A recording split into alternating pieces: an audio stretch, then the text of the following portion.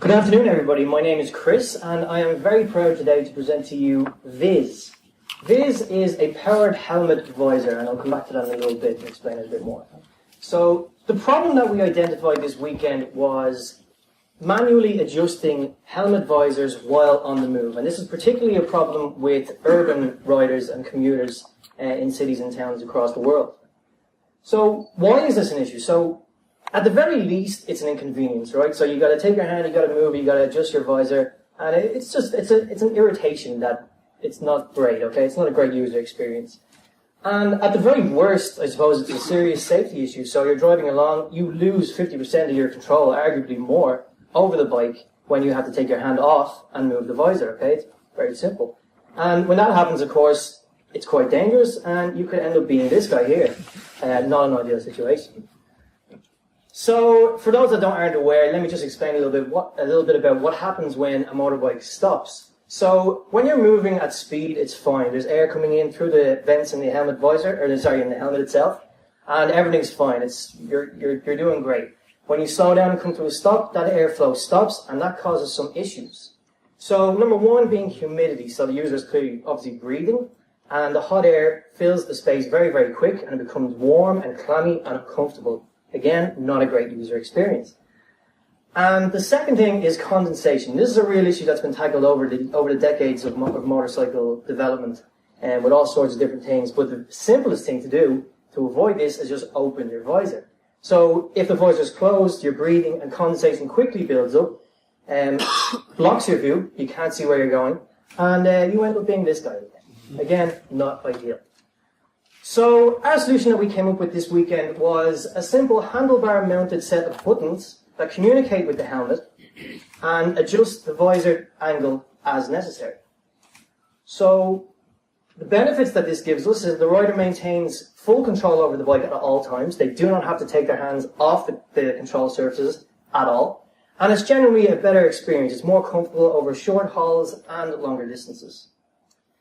So how do we achieve this? Well, what we developed was a brand-specific brand-specific base plate. And the base plate is this little device here that can be removed very easily. It's 2 screws, and it fits onto the side of the helmet, and it's basically the go-between between the visor and the helmet. So this is it here. Most modern brands have these removable mounting points. And one of the other reasons we chose this particular point of contact is because it doesn't affect the structural integrity of the helmet whatsoever. So if we were to add glue, solvent in the glue can affect the enamel on the helmet, and we're interfering with standards then, if we obviously can't bolt anything onto the helmet because you're affecting the structural integrity. Whereas these mounting points are designed into the helmet from the beginning and are safe to use. So we have a Bluetooth button module that is fitted to the control surface of the bike, as I mentioned earlier. So it's within thumb's reach that users are used to. They're familiar with control surfaces being close to their thumbs, and it's not alien to them. So the Bluetooth button module is pressed. The user can then adjust the angle of the visor to the desired position.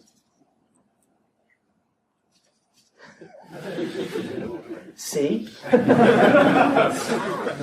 Okay, well, we had it working earlier on, I promise. I'm sure just saw it outside. The joys of being number one. So the target market, mainly we're looking at urban riders, daily commuters to and from work, earning 35k plus, age between 20 to 35. Basically, they have disposable income and they're willing to spend money on things that will enhance their user experience on their daily commute. So user validation, well, over the weekend we did some research and we found through some internet posts that overall it was very good feedback. The people liked the idea, but they made it clear they wanted control. They didn't want the bike deciding when their helmet opened or closed. So that was really good, and we catered to those needs. The market itself, 800,000 motorcycles sold during the first 7 months of the 2014 in the EU. So there's definitely a booming market, up 7.4% in the first half of the year. Into markets, we could go either independently selling to retailers and as an add-on, because this can be retrofitted to existing suitable helmets, or we could also do licensing agreements with the manufacturers themselves in the production process. Specific brands that we would target are Shoei, RA, HAC, and Nitro, because they own the majority of the market share that of the demographic that we want to target. Future, we can communicate with emergency services if impact is felt. A simple accelerometer included in the Bluetooth module communicates to the phone when there's an accident and can direct emergency services to the location. Smart visors, electrochromic glass, heads-up display. All of a sudden, we've turned an inanimate object into a technological platform that we can exploit and build on and develop into the future. The team itself was myself, Chris. We have Porig on the tech end. We had Richard on building the mechanics of it, and Nolene was market research, etc. Thank you very much.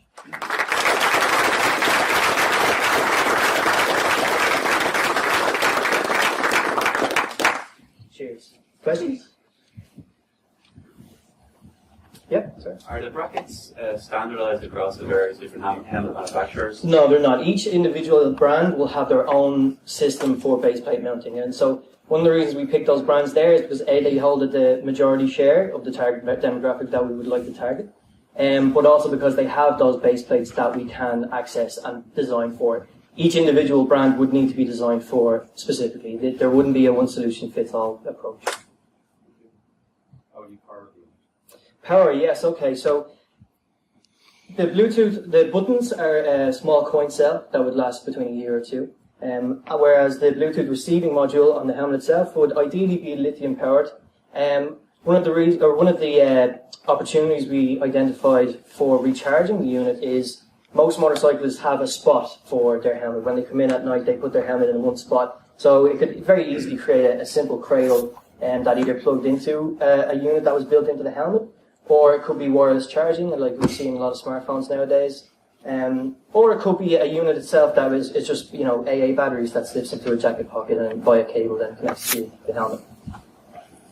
Are you sure there's no warranty issue? That's the only thing that would concern me. Not 100% sure, to be perfectly honest with you. Okay, we initially we had a slightly different idea with a different approach, but we did the market research and we developed it again. And so time-wise, there wasn't an awful lot of time to identify exactly how that might affect specific warranty issues. But that being said, there's multiple products on the market at the moment that stick onto helmets. There's GoPro mounts, etc., so that it wouldn't be a total alien concept.